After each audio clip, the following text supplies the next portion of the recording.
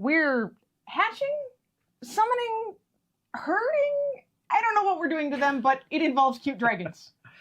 This is a snap review for Dragonkeepers, a game for 2 to 4 players ages 8 and up. Dragonkeepers was designed and illustrated by Michael Menzel, and it's published by KOSMOS. The box says it plays at about 20 minutes, but in our experience, it's a little bit longer than that. So what's special about the art in this game?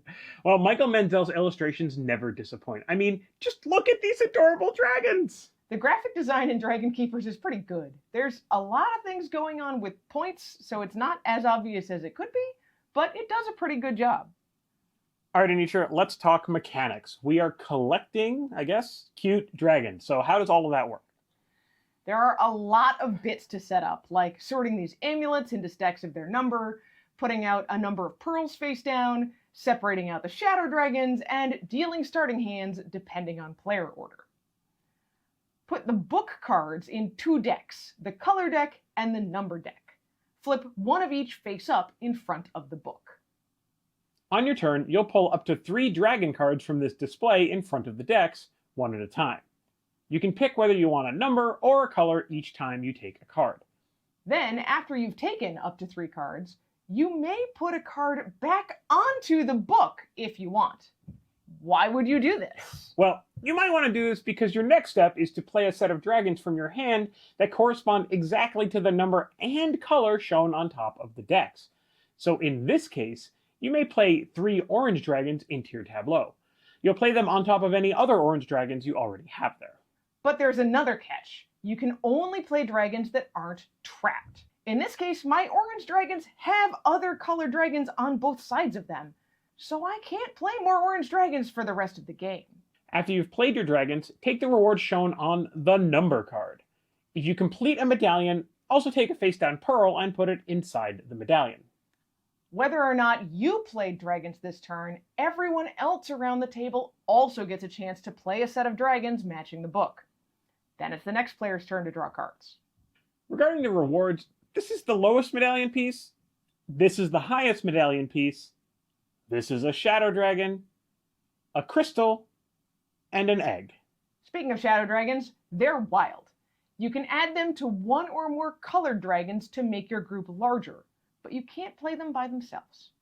For a little more variety, these treasure chests introduce special shared powers for a more advanced game. Once the pearls run out, the game is over. Tally up all of your different kinds of scoring pieces to find out who wins. Well, Anitra, what do we think of Dragonkeepers? This game looked adorable, and I trust Michael Menzel for solid gameplay. I was also super excited for this one. I loved all the dragons, especially the cute orange guy on the front. We have a dragon lover in the family, so I was really looking forward to getting this one to the table. And like you said, we've loved Michael Menzel's games in the past, and I felt pretty good about him as a designer too. But we were surprised for sure. Unfortunately, for this game, they were not really good surprises. This game is basically an abstract set collection and tableau building game. Yeah. The color of the dragon is the only thing that matters, not the fact that they're dragons themselves. The dragons don't do anything. No. The theme is pretty pasted on, and so none of the excitement of dragons actually made it through into the game. So our kids were honestly pretty disappointed, and I think that actually led to them being more bored than they otherwise would have been if it just was an abstract, because the dragons are supposed to be exciting. Yeah, the dragons on this are cute, and the gameplay is solid, but the game as a whole just isn't very exciting. Once we got past a little bit of confusion about how to adjust to the book cards and playing out dragons after other players' turns, the game ran smoothly. Yeah. But no one was ever really, super eager to put down their group of dragons. It just didn't feel like you were doing much to advance the game.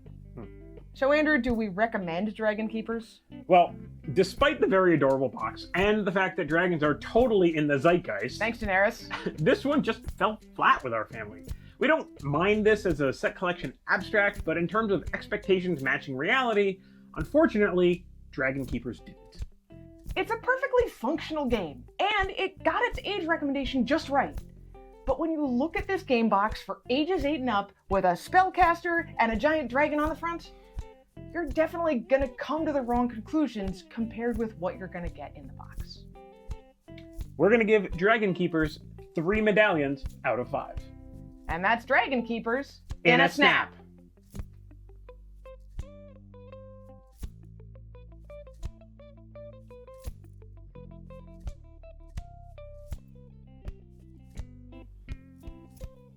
I'm being the dragon. You're being the dragon.